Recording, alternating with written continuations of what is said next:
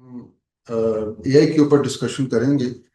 और ये हमारे स्टडी सर्कल हुआ था कुछ हफ्ते तक रमज़ान से पहले ही। तो 4 सेशन का स्टडी सर्कल था, तो उसी का जो कंटेंट है उसको थोड़ा समराइज करके मैं कोशिश करूंगा कि अगले 1 घंटे के अंदर इनको डिस्कस करूँ। बहुत सारी चीज़ें जो हैं वो डिटेल में डिस्कस तो नहीं हो पाएंगी, लेकिन कोशिश करेंगे कि मेन आइडिया जो है वो कन्वे हो जाए। तो लेट मी मूव फॉरवर्ड। तो ये कुछ टॉपिक्स हैं जो हमने, या पॉइंट्स हैं जो हमने डिस्कस करने हैं। इसमें हम जैसे, मैं वैसे टाइटल आपको बता दूं। टाइटल जो है, और ये स्टडी सर्कल का टाइटल भी यही था, फॉस्टियन बार्गेन ऑफ इंटेलिजेंस।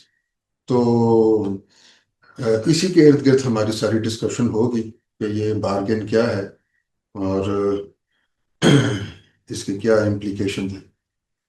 तो जो सेंट्रल जो कंसर्न है वो ये है कि अगर आप, if you reduce intelligence to output या परफॉर्मेंस, तो उसके क्या असरात होते हैं, उसकी इम्प्लीकेशंस क्या होती हैं। जो सेंट्रल कंसर्न है बेसिकली वो ये है। फॉस्टियन बार्गेन के कॉन्टेक्स्ट में भी सेंट्रल कंसर्न यही है कि इंटेलिजेंस जो है उसको आप किस तरह उसको इंटरप्रेट करते हैं और फिर उसकी इम्प्लीकेशंस क्या है इंसानों के लिए।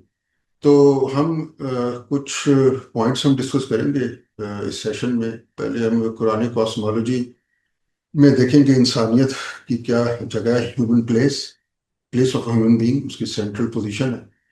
फिर जो फॉस्टियन टेम्पटेशन है उसको भी थोड़ा सा देखेंगे। फिर हम बड़ा इंपॉर्टेंट सब टॉपिक है इसी सेशन में, फॉर्मल सिस्टम्स, उसको भी हम देखेंगे। फिर हम ये देखेंगे कि जो ह्यूमन सेल्फ है, ये ह्यूमन माइंड है, वो फॉर्मल सिस्टम क्यों नहीं है। फिर हम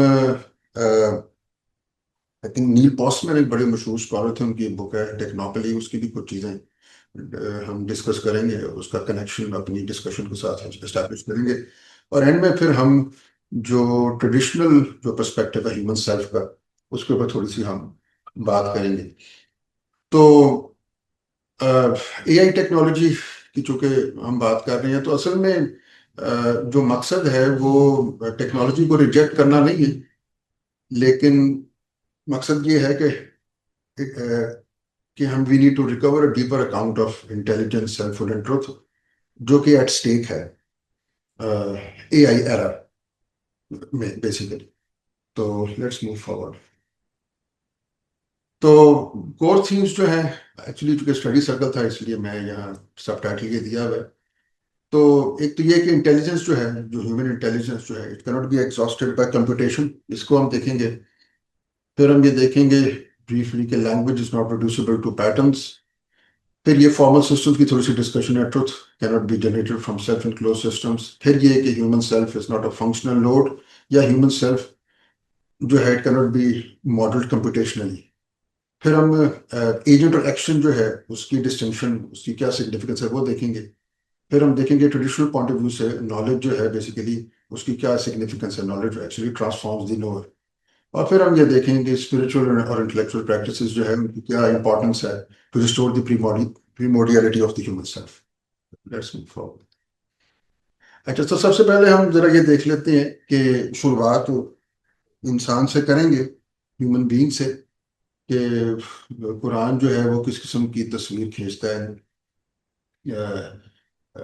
इंसान के बारे में। तो एक तो ये है कि कुरान के अंदर आपको दो सॉर्ट ऑफ दो पॉइंट्स जो है कुरान कॉस्मोलॉजी की अगर हम बात करें, तो एक ये बड़ी मशहूर आयत है, आई थिंक 53 आयत सूरह फुसिलत की, कि we shall show them our signs in the horizon and in themselves until it becomes clear to them that it is the truth. ये हमने पिछले स्टडी सर्कल में भी इसको किया था। तो ये बेसिकली वो मैक्रोकॉस्म माइक्रोकॉस्म जो है उसके ऊपर बात हो रही है कि चाहे खारजी दुनिया को ले ले, तो वो भी बेसिकली साइंस एंड सिंबल्स हैं pointing toward some higher reality.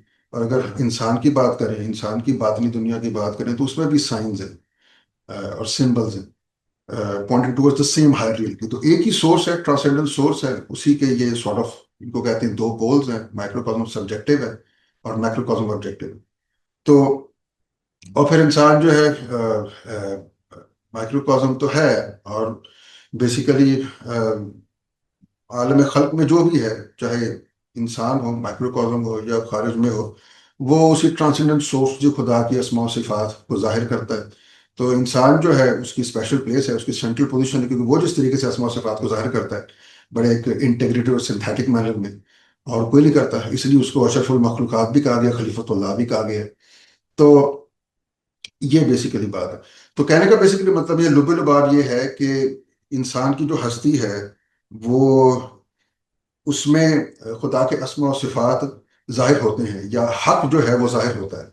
तो डिस्क्लोजर ऑफ ट्रुथ है, उसका वहीकल है इंसान बेसिकली। तो ना सिर्फ एक वहीकल है, बल्कि इंसान जो है, ह्यूमन बीइंग बिकम्स कॉन्शियस और अवेयर ऑफ दैट ट्रुथ। तो कहने का बेसिकली मतलब ये है कि इसमें थोड़ा सा आइडिया ये होता है कि ह्यूमन सेल्फ जो है बेसिकली उसका नक्शा खींचा गया है कुरान की कुछ आयत को कोट करके बेसिकली। तो अब हम आगे चलते हैं और फिर हम इसका कंट्रास्ट देखेंगे कि आर्टिफिशियल इंटेलिजेंस के साथ क्या है।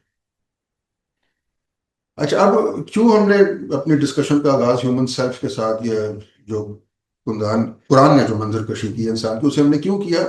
उसकी वजह बेसिकली ये है कि अब ये एआई एरा के अंदर जो जो कुछ क्वेश्चंस जो बड़े प्रोमिनेंट हैं बेसिकली, वो ये है जी कि जो बज जिसे कहते हैं क्वेश्चंस हैं कि what can machines do, how intelligent are they. ठीक है। अब इसमें ये नहीं पूछा जाता कि भाई इंटेलिजेंस का मतलब क्या है, इंटेलिजेंस मतलब क्या है। जब आप ये कहते हैं कि मशीन्स दे आर इंटेलिजेंट, और कैन मशीन्स थिंक, और कैन दे बिकम कॉन्शियस, तो इसके ऊपर बड़ी सीरियस डिस्कशन करने की जरूरत है कि इंटेलिजेंस क्या है। मतलब ह्यूमंस के कॉन्टेक्स्ट में बात करें, इंटेलिजेंस क्या है, थिंकिंग क्या है, और कॉन्शियसनेस क्या है। अब ये तो मतलब मॉडर्न जो मॉडर्निटी जो क्वेश्चंस पोज करती वो ये है, लेकिन अगर हम कुरानिक और मेटाफिजिकल पॉइंट ऑफ व्यू से देखें तो वो उसके मतलब कुरानिक फ्रेमवर्क के अंदर कुरान ये कहेगा जी, वो ये आपसे पूछेगा what is the human being, number one. Number two, what is intelligence for. एक तो ये है, अगर आपकी जो फैकल्टी ऑफ इंटेलिजेंस है उसका पर्पस क्या है, उसका मकसद क्या है basically. And what kind of being can know truth. तो ये बड़े डीप क्वेश्चन है बेसिकली, ये ज्यादा फंडामेंटल क्वेश्चंस हैं। और इनके अगर आपको इन सवालों के जवाब अगर आप मालूम करने में कामयाब होंगे तो फिर ही आप इन सवालों के जवाब भी दे सकते हैं ज्यादा बेहतर तरीके से कि can machines think, are they intelligent, are they conscious और नॉट। तो बस ये है। अच्छा, जब हम ये बात करते हैं कि कैन मशीन्स थिंक और वेदर दे आर कॉन्शियस और नॉट, हम गोल्ड स्टैंडर्ड इंसान को बना रहे हैं, क्योंकि क्लेम कुछ लोग क्लेम ये करते हैं कि eventually machines will be able to think like humans and they will become conscious like humans, क्योंकि ह्यूमन कॉन्शियसनेस और जो ह्यूमन थॉट प्रोसेस है उसको गोल्ड स्टैंडर्ड बना के ये क्वेश्चन किया जा रहा है। अब इन जनरल कॉन्शियसनेस जो है उसकी नेचर क्या है उसके ऊपर हम डिस्कशन नहीं कर रहे हैं बेसिकली, वरना from a metaphysical point of view हर शय जो मौजूद है उसमें एक एलिमेंट ऑफ कॉन्शियसनेस होता है, तो वो बात नहीं हो रही। यहाँ कंपैरिजन ह्यूमन कॉन्शियसनेस और ह्यूमन थॉट प्रोसेस और ह्यूमन इंटेलिजेंस के साथ हो रहा है। वरना जैसे मैंने बताया कि एस्पेक्ट ऑफ इंटेलिजेंस तो आपको पत्थर में भी मिल जाएगा basically, everything that exist that is substantial, तो उसके अंदर एलिमेंट ऑफ कॉन्शियसनेस या इंटेलिजेंस है, तो वो बात नहीं हो रही। बात यहाँ है can machines think like humans, are they intelligent like humans, और are they conscious like humans और नॉट, ये बेसिकली बात है। तो ये क्लैरिटी जरूरी थी। अच्छा, अब तो अब इसी इसी कॉन्टेक्स्ट के अंदर एक बड़ी मशहूर अगेन आई थिंक सूरह बकरा की आयत, अगर मैंने कोट सही रेफरेंस किया है, 31st आयत के बड़ी मशहूर है कि and he taught Adam the names of all things. अब यहाँ आदम को तमाम अस्मा सिखाए, तो वो अस्मा या नेम से मुराद है अशिया की हकीकत। तो इंसान के अंदर ये inherent potential inherited from Adam कि वो हर शय की हकीकत तक पहुंच सकता है। तो अब ये कैसे पहुंच सकता है, उसमें ये है कि इंसान में ये जो एस्पेक्ट ऑफ इंटेलिजेंस है या कॉन्शियसनेस है बेसिकली, इसी के थ्रू बेसिकली जो, या आपकी इंटेलिजेंस के जो हायर एस्पेक्ट हैं जिनको आप हायर इंटेलेक्ट कहते हैं बेसिकली, हायर फैकल्टीज कहते हैं, उन्हीं के थ्रू आप अशिया की हकीकत तक पहुंचेंगे। तो अब इसका फिर हम कंट्रास्ट आगे जाके करेंगे आर्टिफिशियल इंटेलिजेंस के साथ। तो तो इससे हमें पता ये चलता है कि human knowing is not mayor labelling. अब ये बड़ी इंपॉर्टेंट ये लाइन है। It involves meaningful disclosure of truth, recognition and responsibility. तो अब इसको अब आगे जाके हम खोलेंगे।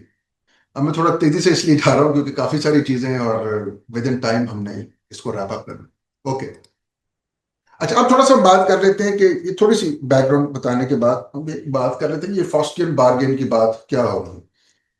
अच्छा अब ये जो कैरेक्टर है बेसिकली, इसने बेसिकली बार्गेन किया था विद द डेविल बेसिकली। तो अब क्या बार्गेन है बेसिकली, अगर हम एआई के कॉन्टेक्स्ट में बात करें बार्गेन क्या है। अब यहाँ जो फॉस्ट है बेसिकली वो रिप्रेजेंट करता है इग्नोरेंस को, he represents impatience with the cost of real understanding. So Faust Faust एक करेक्टर है जो क्या सीख करता है, seeks knowledge without inward transformation, power without discipline, mastery without humility.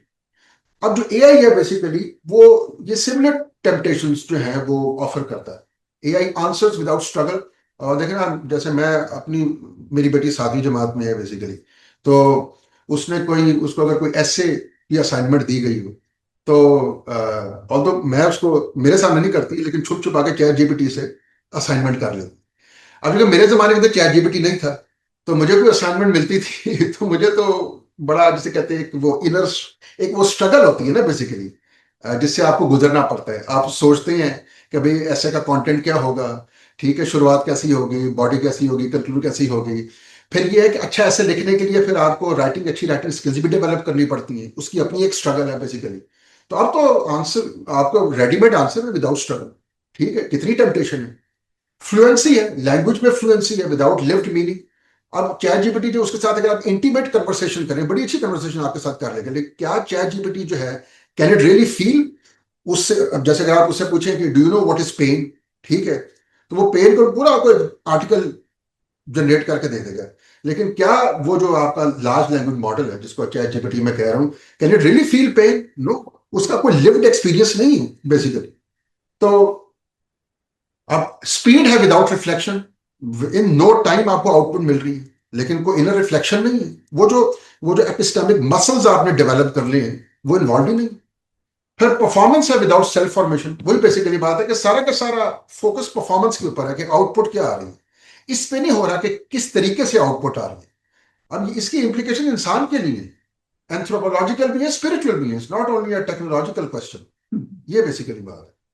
This is the bargain that we are talking about. तो actually ये question ही इररेलेवेंट है कि मशीन्स कितनी सोफिस्टिकेटेड हो जाएंगी, रोबोट्स कितने इंटेलिजेंट हो जाएंगे या कितने कॉन्शियस हो जाएंगे, क्या वो इंसान की तरह सोच सकते हैं कि नहीं। मेरे लिए एक्चुअली ये क्वेश्चन रेलेवेंट ही नहीं है। क्वेश्चन ये कि इंसान क्या बन जाएगा, क्योंकि टेम्पटेशंस बड़ी होंगी ना बेसिकली, ये बात।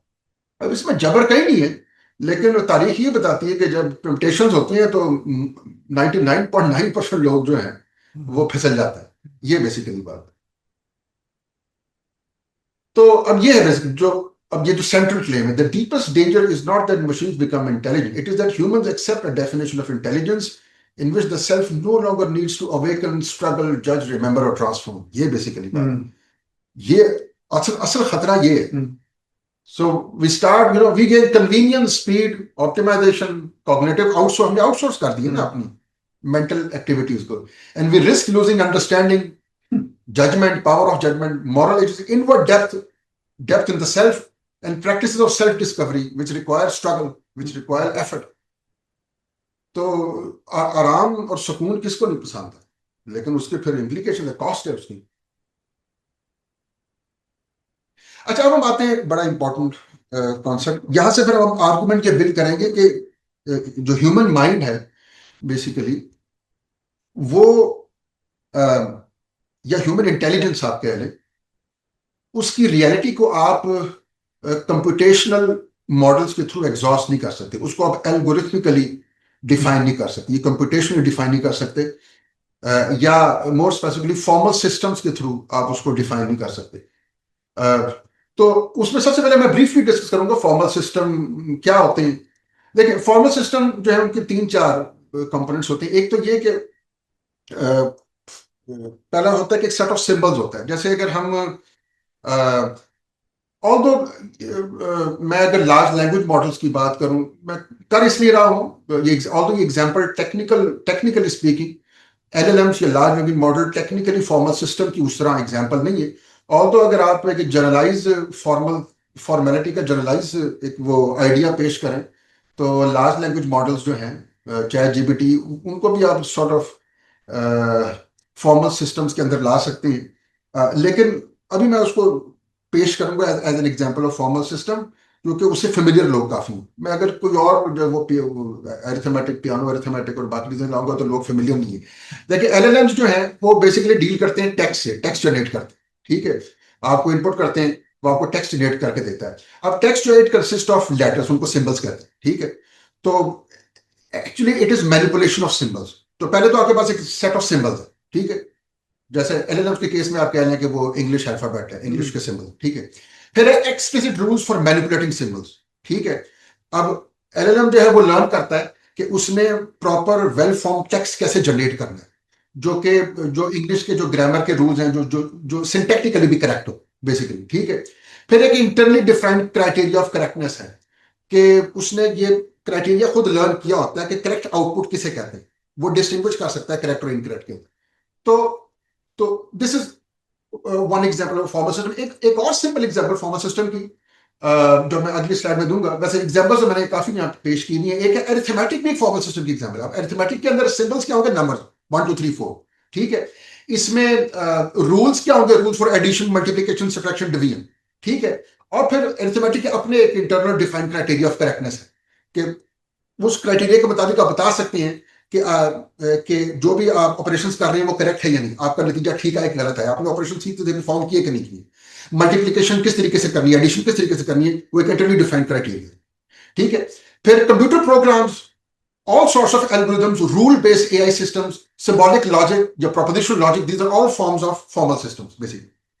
अच्छा, इनका अब इनमें से अगर मैं निचोड़ के एक कॉमन जो इनका ड्रॉबैक है वो अगर मैं हाईलाइट करूं, वो ये कि ये जितने भी सिस्टम्स हैं, एक तो ये कि दे आर कंप्यूटेशनल और एल्गोरिथमिक इन नेचर। ठीक है, all of them they are based on, they are procedural in nature.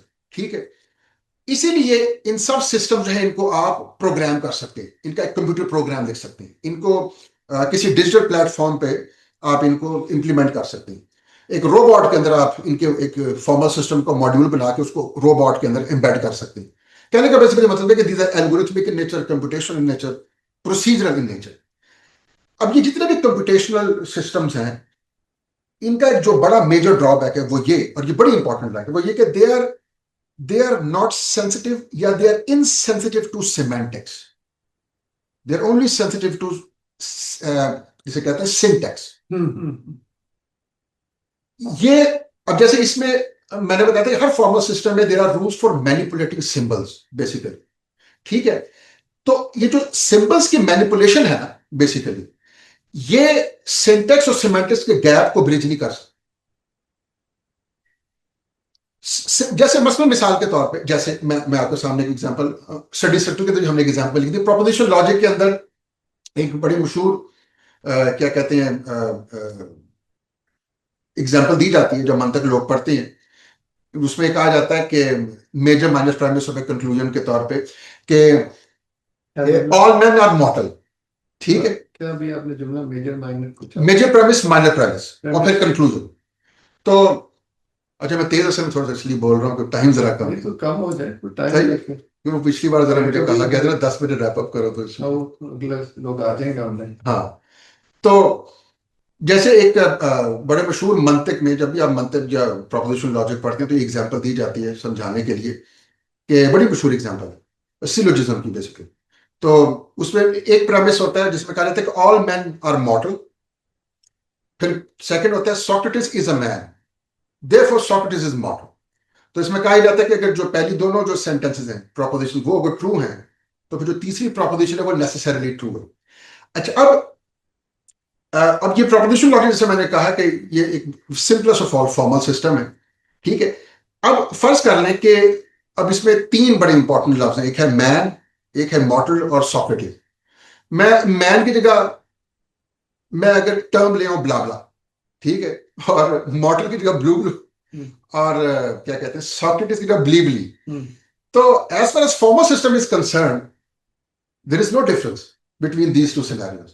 अगर मैं कहूं all bla are blue, bli is blue, ठीक है, bli is bla is blue.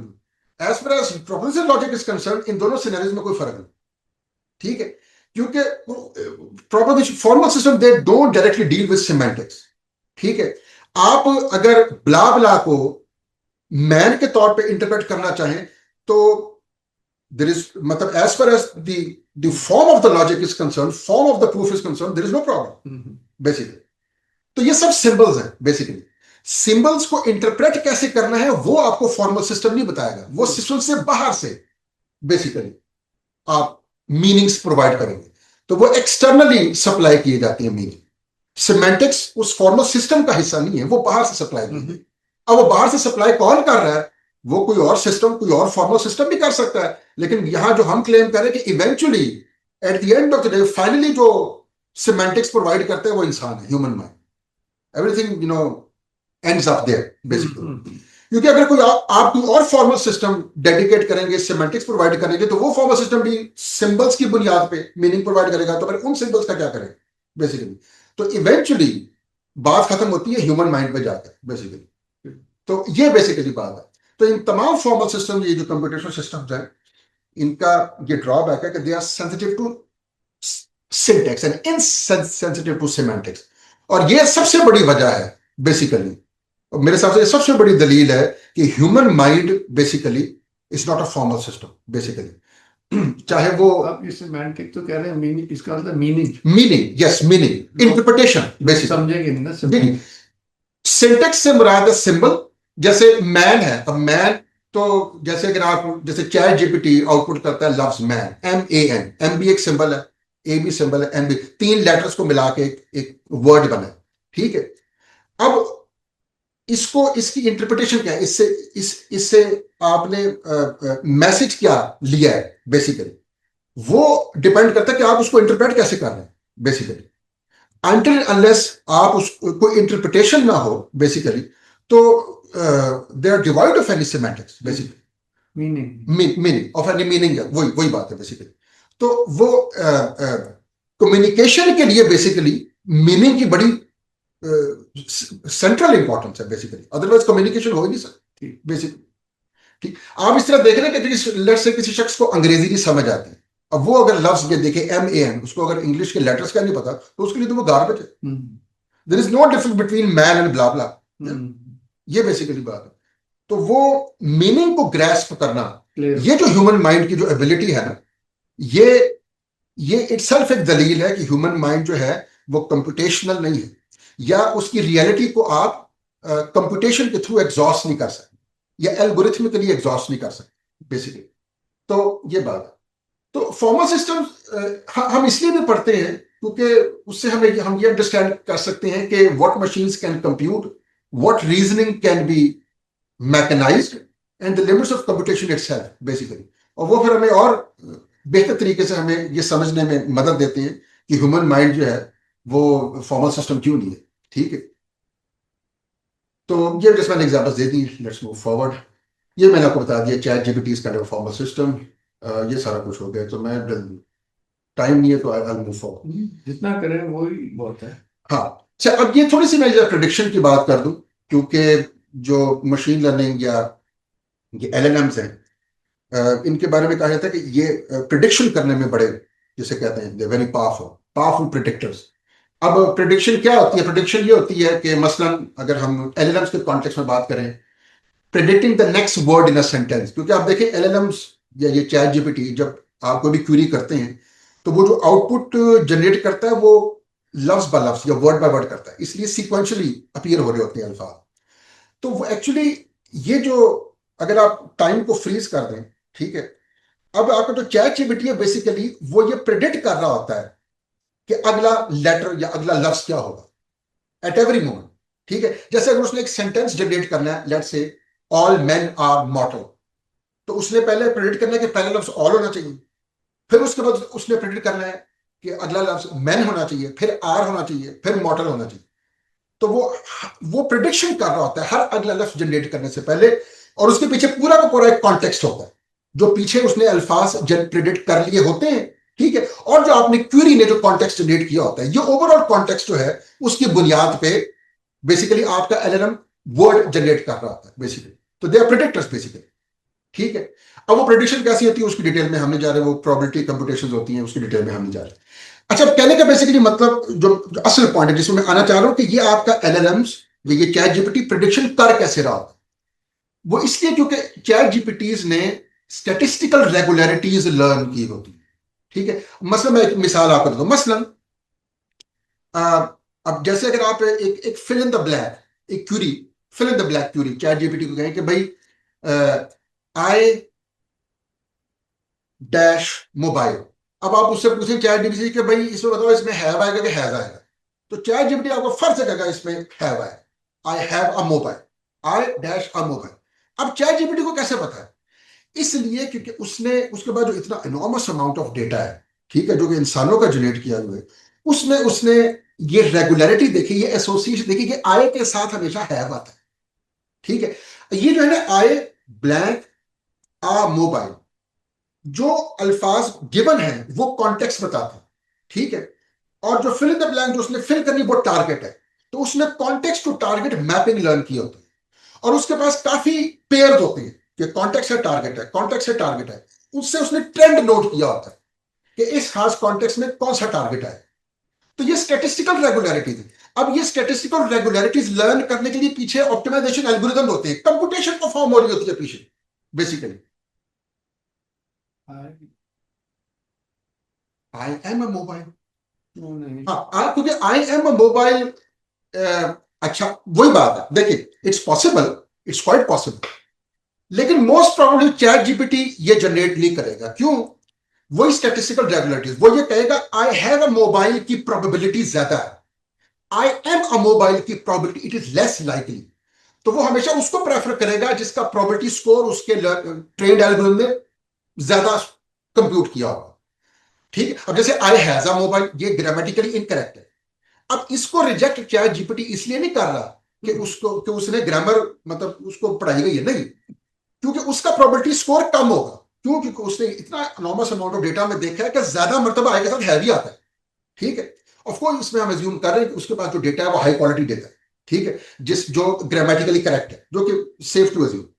तो मोर देन 90 मतलब let's say in almost all cases I have he आया होता है। तो आई हैव अ मोबाइल, इसकी प्रोबेबिलिटी सबसे ज्यादा होगी। आई एम अ मोबाइल मतलब ग्रामेटिकली इनकरेक्ट नहीं है, लेकिन चूंकि आई एम अ मोबाइल उसने यकीनन कम मर्तबा अपने डेटा में देखा होगा इस तरह का sentence as compared to I have a mobile, तो उसकी probability I have a mobile से कम ही होगी, और आई हैव अ मोबाइल को तो सबसे कम प्रोबेबिलिटी होगी। तो वो उसको प्रेफर करेगा जिसका प्रोबेबिलिटी स्कोर सबसे ज्यादा बेसिकली। और ये probability scores eight the end of the day ये बेसिकली फ्रीक्वेंसीज है, फ्रीक्वेंसी ऑफ अकरेंस के मुताबिक कि आई हैव अ मोबाइल। बेसिकली उसने खुद तो सोचा थोड़ी है, उसने नहीं, तो बस एब्सोल्युटली, ये जो स्टैटिस्टिकल रेगुलरिटी है ये एक ऑप्टिमाइजेशन एल्गोरिदम जो बैक एंड पे सैम्पलिंग से। ऑप्टिमाइजेशन एल्गोरिदम उसने ये प्रोबेबिलिटी स्कोर लर्न किया, और वो एक स्टेप बाय स्टेप प्रोसीजर है। अच्छा। एट बैक एंड पे it's computation, everything is computation basically, ये बात है बेसिकली। और एक और कमाल बात आपको बताऊं कि इसको कहते हैं तो स्टैटिस्टिकली है कि प्रोबेबिलिटी स्कोर कैलकुलेट किया, प्रोबेबिलिटी स्कोर की बुनियाद पे जो अगला वर्ड जनरेट किया है, जिसको हम वैसे तो सैंपलिंग कह देते हैं, वो भी it is purely deterministic basically वो सूडो सैंपलिंग होती है, वो सूडो रैंडम जनरेटर्स होते हैं। There is nothing like a random algorithm basically. ये जो प्रोबेबिलिटी स्कोर के मुताबिक जो सैंपलिंग भी कर रहे होते हैं वो सिमुलेट, वो इल्यूजन पैदा कर रहे होते हैं। असल में वो एक पीछे एक बिल्कुल ही totally deterministic, fully deterministic algorithm ही रन कर रहा होता है। तो actually everything is fully deterministic back end के ऊपर, बिल्कुल जिस तरह बॉटम पे आप चले। तो चाहे आप ये पुरानी एआई की बात करें 60s और 70s में थी, वो प्योरली रूल बेस्ड होती थी, जिसमें आप एक्सप्लिसिटली सारे रूल्स डिफाइन कर लेते थे कि इनपुट ये होगी, ये ऑपरेशन परफॉर्म होंगे, आउटपुट ये आएगी, ये कहलाती थी रूल बेस्ड एआई।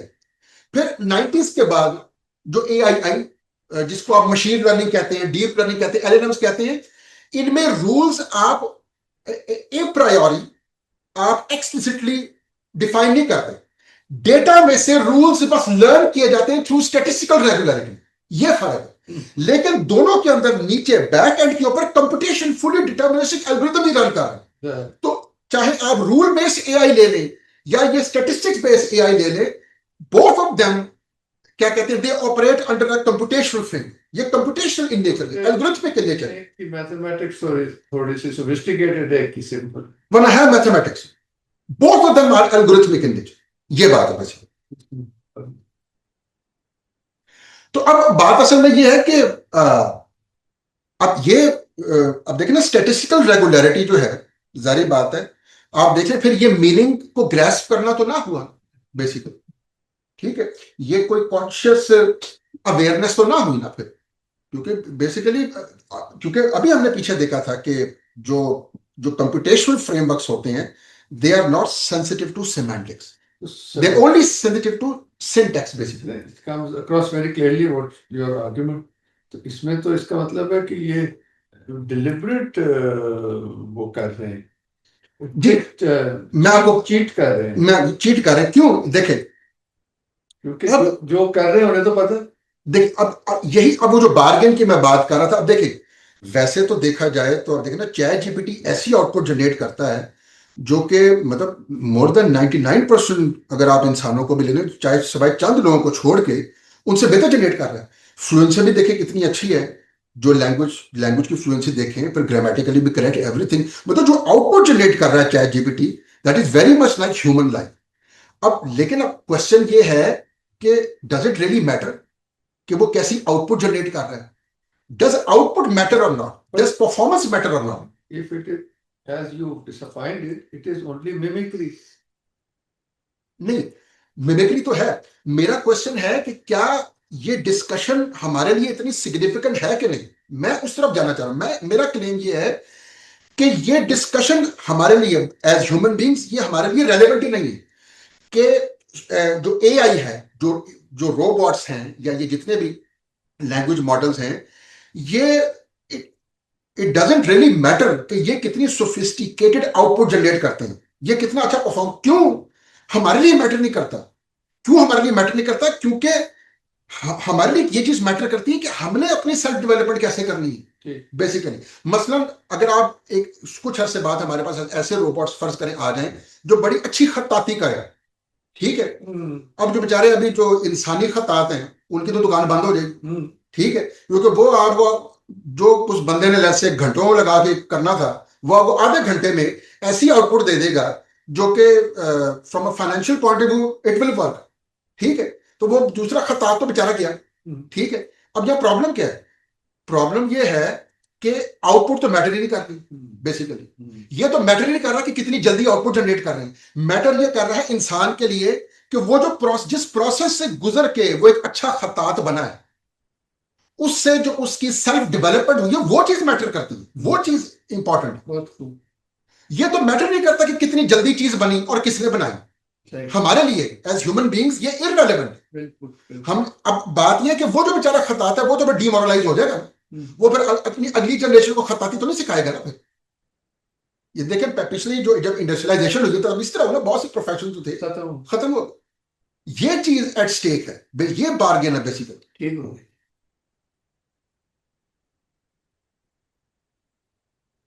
अच्छा, फॉर्मल सिस्टम के कॉन्टेक्स्ट में एक और छोटी सी मैं डिस्कशन करना चाहता हूं कि अब बेसिकली फिर बात ये आ रही है कि जो ह्यूमन माइंड है बेसिकली, वो हम ये कह रहे हैं कि it's not a formal system. एक तो ये जो आपका थॉट प्रोसेस है, क्योंकि जो एक बड़ी मशहूर थ्योरी है कंप्यूटर साइंस में, तो कहते हैं कंप्यूटेशनल थ्योरी ऑफ माइंड। मैं उसकी तरफ आप लोग को ले जाना चाहता हूं। मैं बस कुछ चीजें डिस्कस करूंगा, जारी नहीं क्योंकि टाइम कम। जो कंप्यूटेशन थ्योरी ऑफ माइंड है उसका जो कोर थीसिस वो क्या हुआ है कि human mind is fundamentally a computational system that processes symbolic representations according to formal rules. अब ये वो सिंबॉलिक रिप्रेजेंटेशंस ये वही हैं, हम जो सिंबल्स की हम बात कर रहे थे बेसिकली। और फॉर्मल रूल्स का बेसिकली मतलब कि ये रूल्स ऐसे हैं, दे ओनली डील विद, जिसे कहते हैं सिंटैक्स, नॉट सिमेंटिक्स बेसिकली, ठीक है। तो अब इस फ्रेमवर्क में थॉट्स जो हैं they are symbolic representation, reasoning जो है वो rule governed manipulation of symbols है, और cognition is a result of computation basically. Cognition मतलब when you understand something, when you come to know something, when you become aware of something, when you become conscious of something, that is a result of certain computation in your mind. So computation leads to recognition, cognition, awareness, even consciousness. ये computation theory of जिसको CTM कहते हैं, ये वो है basically, ठीक है। लेकिन अभी हमारी जो डिस्कशन हुई है बेसिकली, उससे जो हमारा क्लेम है बेसिकली कि हम इसको रद्द करते हैं, ठीक है, क्योंकि बेसिकली हम ये कहना ये चाह रहे हैं कि जो ह्यूमन माइंड है बेसिकली उसकी रियलिटी को हम एल्गोरिथमिकली एग्जॉस्ट का एक्सप्लेन कर सकते हैं, ठीक है। नहीं कर सकते। नहीं, इनका क्लेम ये, हमारा क्लेम कि नहीं कर सकते। हमारा क्लेम ये है कि ह्यूमन माइंड जो है उसकी जो वर्किंग है उसमें कंप्यूटेशनल एस्पेक्ट्स हैं, एल्गोरिथमिक या प्रोसीजरल एस्पेक्ट्स हैं, लेकिन वो कुछ एस्पेक्ट्स हैं उसके, उसकी रियलिटी को एग्जॉस्ट नहीं करते, नंबर वन। नंबर टू, हमारे जहन में जो भी एक्टिविटी होती है it is accompanied by consciousness, self awareness. Self awareness is primary basically. Self awareness होती है तो उसी से बाकी सारी चीजें ओरिजिनेट होती हैं। हमारी सेल्फ से, हमारे नफ्स से, हमारी सोल से जो भी बिहेवियर मैनिफेस्ट होता है वो असरात है, वो अफेक्ट है। जो चीज कॉज है, जो प्राइमरी है, वो सेल्फ अवेयरनेस है बेसिकली। बेसिकली सेल्फ नॉलेज है, सेल्फ कॉन्शियसनेस है बेसिकली। तो वो ऐसे नहीं है कि यहां तो उल्टा हो गया है, यहां वो कहते हैं कि computation leads to awareness and consciousness. मतलब वो कह रहे हैं कि बिहेवियर, जो जो मेंटल एक्टिविटीज हो रही हैं, जो थॉट प्रोसेस है बेसिकली, उसके थ्रू पहले ब्रेन में कुछ होता है, ठीक है, ब्रेन में कुछ न्यूरोलॉजिकल प्रोसेसेस होते हैं, ठीक है, उसके कोरिस्पॉन्डिंग जहन में कुछ होता है, और फिर एज एन एपिफिनोमेना कॉन्शियसनेस जो है वो इमर्ज होती है बेसिकली। हम ये कह रहे हैं कि ट्रेडिशनल पॉइंट ऑफ व्यू से नहीं, उलट है। Consciousness is primary, self awareness is primary. Self awareness है, उसके बाद ही बाकी सारी मेंटल एक्टिविटीज भी हैं, उसी के बाद फिजिकल एक्टिविटीज भी है। जो प्राइमरी चीज है वो आपकी सोल है, सेल्फ अवेयरनेस है, सेल्फ कॉन्शियसनेस बेसिकली, ये बेसिकली बात। अच्छा, अब इसको और थोड़ा सा जरा खोलने के लिए मैं ये भी बताता, हम ये भी थोड़ा डिस्कस कर लेते हैं कि और बेहतर तरीके से ये बताने के लिए कि जो ह्यूमन माइंड है, या जिसको आप सोल कहते हैं, सेल्फ कह रहे हैं, वो उसको आप एल्गोरिथमिकली डिस्क्राइब क्यों नहीं कर सकते, वो कंप्यूटेशनल क्यों नहीं है? इसलिए क्योंकि ह्यूमन माइंड या सोल, उसकी एक खास एक फीचर है, उसको कहते हैं इरिड्यूसिबल होल बेसिकली। तो इस पे थोड़ा सा हम देखते हैं ब्रीफली। देखिए, अगर कोई शय एक जेन्युइन होल है, ठीक है, तो इसका मतलब है कि it cannot be reduce, it cannot be reduce to its parts, ठीक है। अगर ऐसा नहीं है, if you have a genuine whole which cannot be reduce to its parts, then then its reality cannot be fully described by an algorithm or a computational model, ठीक है। तो नहीं, cannot be completely described. You can describe certain aspects of that reality but cannot be completely described. क्यों? अब उसका उसका reason देख लेते हैं, ऐसा क्यों है। तो पहला थीसिस ये है कि if you have a genuine whole, ठीक है, its reality cannot be fully described by an algorithm और fully represented by a computational model। ये सेंट्रल क्लेम। अब आगे चलते हैं क्यों ऐसा। देखिए, जैसे मैंने बताया कि जो इरिड्यूसिबल होल है उसका हम ये कहते हैं कि it is not equal to the sum of its parts. अब इसका मतलब क्या है? इसका मतलब ये है कि इट्स होलनेस और unity is not exhausted by listing its components. अगर कोई शय वहदत रखती है तो उसमें बे इंतहा लामहदूद पहलू होंगे जो आप गिन नहीं सकते बेसिकली। अगर आप एक एक करके गिनना चाहें, पूरी क़यामत आ जाएगी, आप उसके कंपोनेंट्स को, उसके एस्पेक्ट्स को एग्जॉस्ट नहीं कर सकते। ये बिल्कुल ऐसे ही जैसे खुदा के अंदर कितनी सिफात है, अनगिनत है बेसिकली। और चूंकि जो भी शय है वो उसी जात का मजहर है बेसिकली, तो उसमें भी उसकी वो एस्पेक्ट पाया जाए, इसलिए एनालिटिकली इनएग्जॉस्टेबल, इसको कहते हैं एनालिटिकली इनएग्जॉस्टेबल, जेन्युइन होल। जैसे कि एक लाइन को आप डिवाइड करते जाए तो चाहे इन्फिनिटी तक चला Exactly. जाए कभी। यस। अब यहां से फिर वो डेकार्ट की जो हेरेसी है वो आती है, कार्टेशियन कोऑर्डिनेट्स। जी जी, सिंपल एग्जांपल। हाँ ठीक, सही। अच्छा, एक तो दूसरा, इट्स ऑर्गेनाइजेशन इज ऑन्टोलॉजिकली सिग्निफिकेंट। मतलब कि एक जो उसका एक बिहेवियर है जो कि at the level of the whole है, एक होलिस्टिक बिहेवियर जो है उसकी प्राइमेसी है, ठीक है। अब मतलब इंसानी जिस्म को ले लें, वैसे तो इंसान के जिस्म में काफी पार्ट्स आपको नजर आते हैं, ठीक है, लेकिन आप जो ओवरऑल फंक्शनिंग है पूरे जिस्म की, ठीक है, उसको आप इंडिविजुअल पार्ट्स को समझकर अंडरस्टैंड नहीं कर सकते। स्टार्टिंग फ्रॉम द पार्ट्स, कि मैं पहले देखूंगी कि हाथ जो है इसकी स्टैंड लोन इन आइसोलेशन हाथ के एनालिसिस करते हैं, फिर इन आइसोलेशन टांगों के एनालिसिस करते हैं इन आइसोलेशन। ठीक है, तो स्टार्टिंग फ्रॉम द पार्ट्स आप होल की रियलिटी को एग्जॉस्ट नहीं कर सकते। वजह क्या है? वजह यह है कि parts they are not independent, they don't behave in isolation. हर पार्ट का जो फंक्शन है that is not determined by the part itself, it is determined by the whole.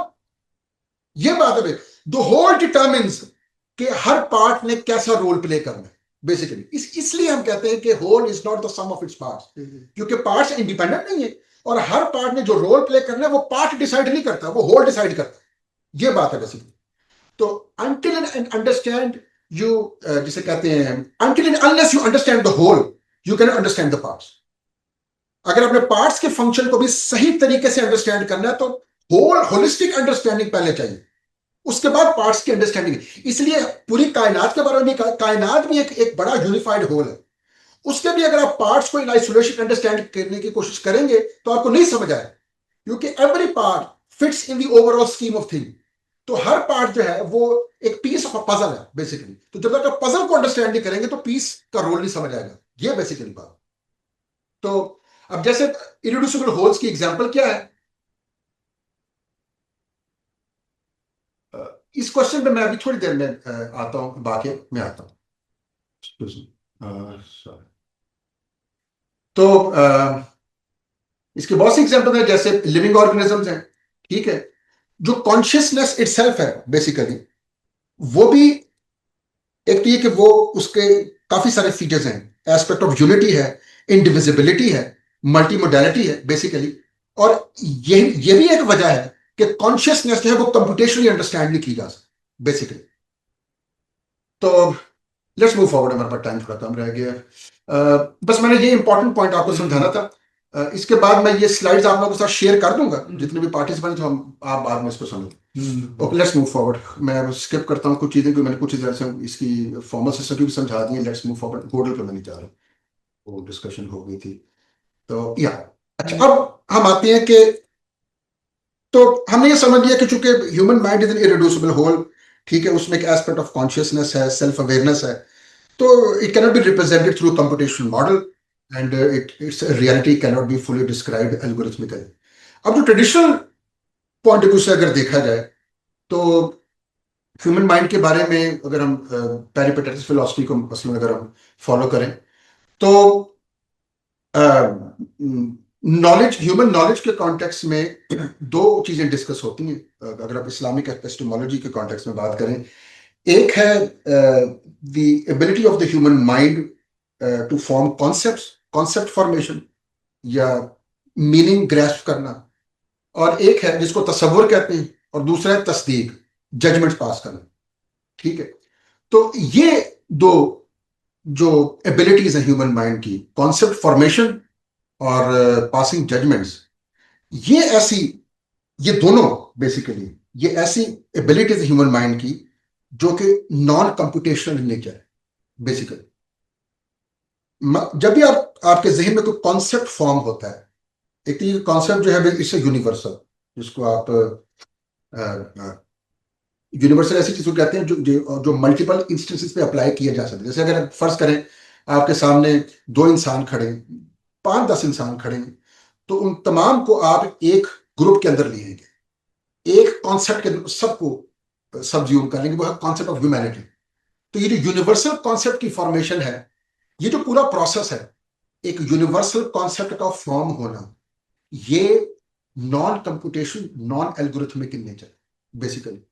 तो अगर आप थोड़ा सा अगर गौर करें, ये जो यूनिवर्सल कॉन्सेप्ट जो है ना, इसमें भी एक इरिड्यूसिबल होलनेस का एलिमेंट है बेसिकली।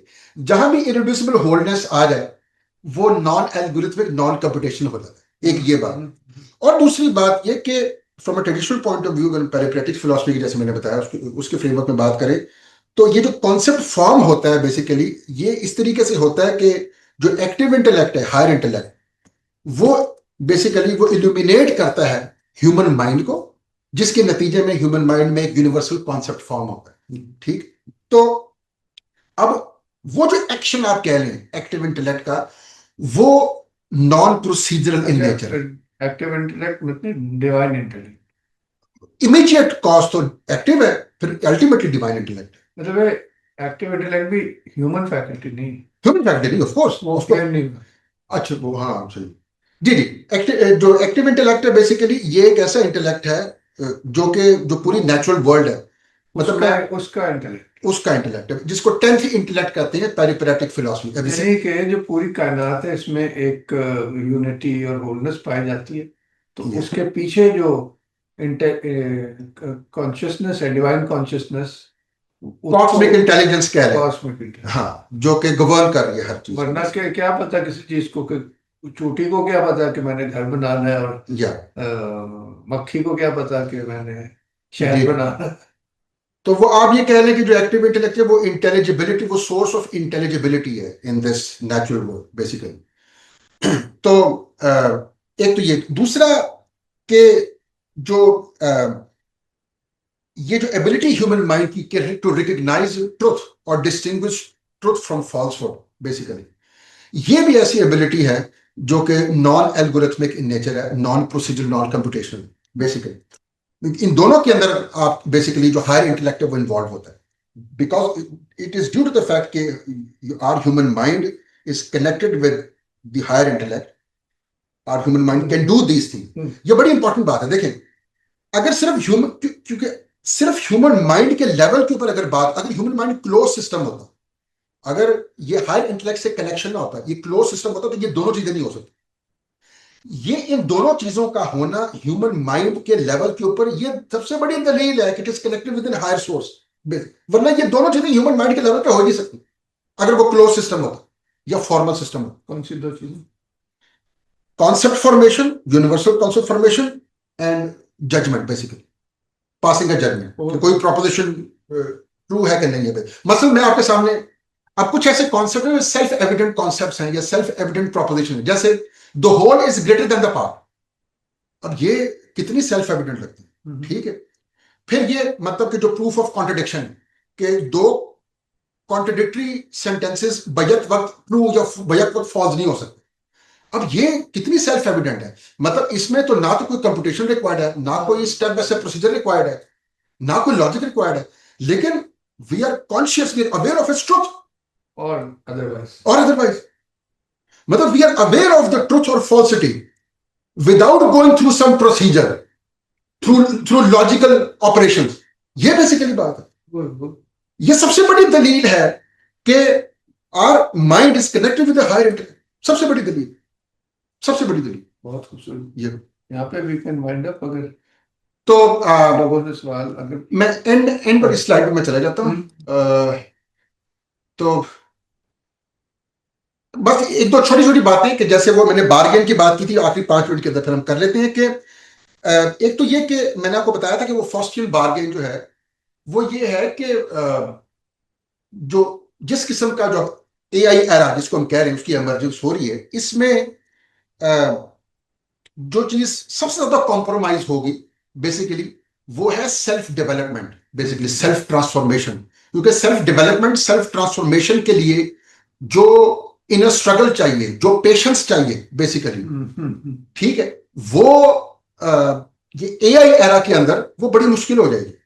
अगर आपको प्लेट में रख के सारा कुछ मिलना शुरू हो जाए तो इतनी ज्यादा टेम्पटेशन हो, तो फिर कौन मेहनत और मुशक्कत करेगा अपने, ठीक है। और जैसे वो खताती वाली एग्जांपल जो थी बेसिकली, अब अगर एक खतात को नजर आ रहा है कि मेरे बच्चों का तो कोई फ्यूचर नहीं है इसमें, तो फिर वो अपने बच्चों को इस तरफ क्यों लेके आएगा। अब खताती from a spiritual point of view कितना मुकद्दस प्रोफेशन है। आप देखें, ये एक ट्रेडिशनल पॉइंट ऑफ व्यू से एक बात की जाती है कि by perfecting the form one perfects one self. वो देखें, from a traditional point of view भी परफॉर्मेंस मैटर कर रही है कि क्या चीज आउटपुट हुई है, लेकिन वो अल्टीमेट नहीं है बेसिकली। वो फॉर्म को परफेक्ट करने के चक्कर में जो इनर स्ट्रगल है वो इंपॉर्टेंट है बेसिकली। बहुत खूब, ये बात है।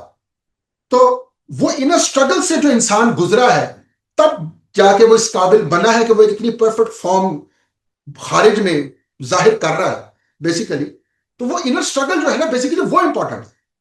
परफेक्टिंग द सेल्फ जो है उसकी प्राइमेसी बेसिकली। तो ये एट स्टेक है बेसिकली। नहीं, तो जो सेल्फ डिस्कवरी है, मैं एंड में आपको ले जाता हूँ। कुछ चीजें मैंने इनमें डिस्कस कर ली हैं। आई लेट मी, नहीं, एक minute, sorry sorry, not this one, ये थोड़ा नीचे आ गया था, यहाँ नहीं था। मैंने एंड दबाया। नहीं, एंड में नहीं आ रहा था वो, कुछ चीजें हाँ, मैंने वो दूसरे में, जो दूसरी स्लाइड थी ना, ये इसमें रिपीट हो रही थी, तो मैंने फिर यहाँ नहीं थी। ये बहुत कुछ चीजें मैंने डिटेल में रखी थी, लेकिन मैंने ये डिस्कस करने के मकसद से नहीं थी। मैं ये शेयर आप लोगों के साथ कर दूंगा, इसको आप देखिएगा जरूर। ये तो अब आप ये देखें कि हम हाँ इस पे आते हैं कि why AI cannot replace the human element. ये summary, AI can emulate observable behaviour, rule based reasoning, formal inference optimization, pattern based decision making, computational function, whatever. But AI cannot be a self grounding knower, just self knowledge, self consciousness. AI जो भी कुछ करता है, it is not accompanied by self awareness, self consciousness. ठीक है, a subject of truth recognition नहीं है, a bearer of moral intention. आपको पता है आज कुछ डिबेट्स ये भी हो रही है कि अगर रोबोट को कत्ल कर दे बेसिकली, अब देखें ना, तो क्या ये मतलब कि क्या रोबोट्स जो हैं या एआई जो है, उसको अखलाकी जिम्मेदारी उसके साथ अटैच की जा सकती है कि नहीं, मॉरल रिस्पॉन्सिबिलिटी, यहां तक बातें हो रही हैं basically, which is absurd. A self transformed by action, a locus of remembrance and return, ये सारी ट्रेडिशनल पॉइंट ऑफ व्यू से बातें हैं. So this is not simply a quantitative, it's a qualitative and ontological difference basically. It's a totally different thing. तो need पोस्टमेंट की मैंने बातें discussion के दौरान काफी 4-5 पॉइंट डिस्कस कर लिए, तो अलग से हमें डिस्कस करने की जरूरत नहीं है. ये कुछ इंसान की जो हकीकत के बारे में मैंने कुछ और पुराने रेफरेंसेस जो मैंने किए थे, जैसे सूरह 3 का है, we created the human being in the best of form. I think ये वो है आसन तक नहीं. ठीक है. और फिर अल्लाह, अब ये एक और इंपॉर्टेंट बात सेल्फ ट्रांसफॉर्मेशन के कॉन्टेक्स्ट में, एक्सक्यूज मी, कि अल्लाह does not change the condition of a people until they change what is in themselves. तो सेल्फ ट्रांसफॉर्मेशन, सेल्फ डिस्कवरी, ये क्रिटिक सेंट्रल है ट्रेडिशनल पॉइंट ऑफ व्यू से, और यही एट स्टेक है एआई एरा के. ये बेसिकली बात. तो तो अगेन, तो जैसे मैंने बताया था कि स्टडी सर्कल की है, तो इसलिए ये वर्डिंग यूज किया है मैंने. So it's not about proving that AI is evil और useless, it is about refusing a reduction of the human being. So intelligence must remain connected to truth, self-knowledge, judgment, moral agency, remembrance, return. So the true danger is not powerful machines. The true danger is a culture that no longer believes the self must awaken in order to know. Yeah, basically. Amazing. Thank you. Thanks a lot. कोई questions हैं आपके तो? जी I had a question. जी बताइए. Okay, why do we only limit the intellect and the consciousness to only brain as the sole medium? Because it's with the neuroscience perspective, neurobiology perspective, okay, Yeah. it's not limited connected to brain itself. Intelligence is found like all in your body, in all your cells, even consciousness. So maybe mind and brain is not the medium itself for the origination, but rather just a channel to project it. So why is this whole debate कि brain ही को compute करना है, intellect को, मतलब why are we only looking at brain itself? नहीं, असल में चूंकि अगर मैं तो आपका क्वेश्चन सही तरह समझा, इंसान चूंकि गोल्ड स्टैंडर्ड है ना इस दुनिया में, तो जाहिर बात है अगर आप कोई ऐसा रोबोट या मशीन बना लें जो कि ह्यूमन माइंड को सिमुलेट करे, तो वो बहुत बड़ी अचीवमेंट होगी बेसिकली. तो मोटिवेशन यहाँ से है ना कि ह्यूमन माइंड को या ह्यूमन ब्रेन को गोल्ड स्टैंडर्ड के तौर पे लिया जा रहा है. If I understood your question correctly, आपका यही क्वेश्चन था बेसिकली, प्लीज. मेरा यही था क्वेश्चन कि why, because यही बात है ना कि हम सारे जो ये पूरी डिबेट है it's only focused on brain, on computing and understanding brain, while जो आपका भी पॉइंट था कि it's connected to a higher intellect, it's connected to a higher dimension. तो until and unless we actually connected, वो जो substrate independence और dependence की बात आ जाती है अच्छा, कि मैं आ गया जी. उसमें मैं आपको बताता हूँ, ये डिबेट है. आई थिंक न्यूरो साइंसेस के अंदर भी ये सबस्ट्रेट इंडिपेंडेंस. हिना को बताते हैं. हिना, बस हम 5-10 मिनट लेट चल रहे हैं, तो आपने मतलब यहीं रहना है. अभी होगा आपका प्रोग्राम. असल में ना वो जो सबस्ट्रेट इंडिपेंडेंस या डिपेंडेंस वाली बात है ना, that is actually connected with ये कंप्यूटेशन थ्योरी ऑफ माइंड। क्योंकि देखें ना, अगर तो if everything boils down to computation, तो फिर सबस्ट्रेट तो मैटर ही नहीं करता ना। अगर आप वही कंप्यूटेशन, मतलब वो जो पूरा कंप्यूटेशनल मॉडल है बेसिकली, वही सारे प्रोसेसेस, ठीक है, वही सारा एल्गोरिथम अगर आप एक सिलिकॉन चिप के ऊपर इंप्लीमेंट कर दें, तो आपको वही नतीजा मिलना चाहिए। देखिए ना, आप एक ह्यूमन ब्रेन का अपना एक सबस्ट्रेट है, ठीक है, तो आप बस सब्सटेंस, आपने मटेरियल चेंज करना है, ठीक है, बायोलॉजिकल सबस्ट्रेट को निकाल के आप सिलिकॉन चिप लें। if only thing that matters is computation, तो देन सबस्ट्रेट इंडिपेंडेंस फिर वो लॉजिकली फॉलोज एक्चुअली। लेकिन हम यही तो बात ये कर रहे हैं कि computation is not only the thing that matters actually. तो फिर नतीजा ये निकला कि फिर सबस्ट्रेट इंडिपेंडेंस जो है ना, वो भी फिर उस पर भी हम क्या कहते हैं, हम हमारे शको शुबात होंगे, और वो है बेसिकली मेरा पर्सनल ओपिनियन। आपने, I don't believe in substrate independence. मेरे हिसाब से सिलिकॉन चिप के ऊपर ह्यूमन ब्रेन जो जिसका अपना एक अपना बायोलॉजिकल सबस्ट्रेट है, वो बेसिकली एक चैनल है, basically channel for active intellect to manifest things. अगर आप And the mind. Mind itself, ये चैनल है ना basically. We need to say that there's a difference between mind and brain also. Mind and brain also, of course. अगर हम, चूंकि वो corporeal level के ऊपर बात करें, तो कॉर्पोरियल लेवल के ऊपर भी बेसिकली वो हर सबस्ट्रेट की अपनी एक छाप है ना। क्योंकि हर सबस्ट्रेट जो है वो प्रिपरेटरी कंडीशंस प्रोवाइड कर रहा है, फॉर इंगेज कर रहा है एक्टिव इंटेलेक्ट को कि वो कुछ करे बेसिकली। तो जब आप वो जो सबस्ट्रेट है या वो चैनल आप बदल देंगे, तो फिर एक्टिव इंटेलेक्ट के थ्रू जो चीजें मैनिफेस्ट होंगी वो भी देखिए, सिलिकॉन चिप भी एक चैनल ही है, ठीक है। वैसे तो हर वो चीज जो मौजूद है वो एक चैनल है जिसमें से चीजें जाहिर होती हैं। तो जाहिर होता है सिलिकॉन चिप भी एक मौजूद चीज है, वो भी चैनल बनेगी, सबब बनेगी कुछ चीजों के, कुछ बिहेवियर्स के मैनिफेस्ट होने का। लेकिन वो बिहेवियर्स जो है वो इंसान जैसा बिहेवियर नहीं हो सकता। मैं अगेन, ये मेरा पर्सनल ओपिनियन है, I don't believe in substrate independence, ये बात।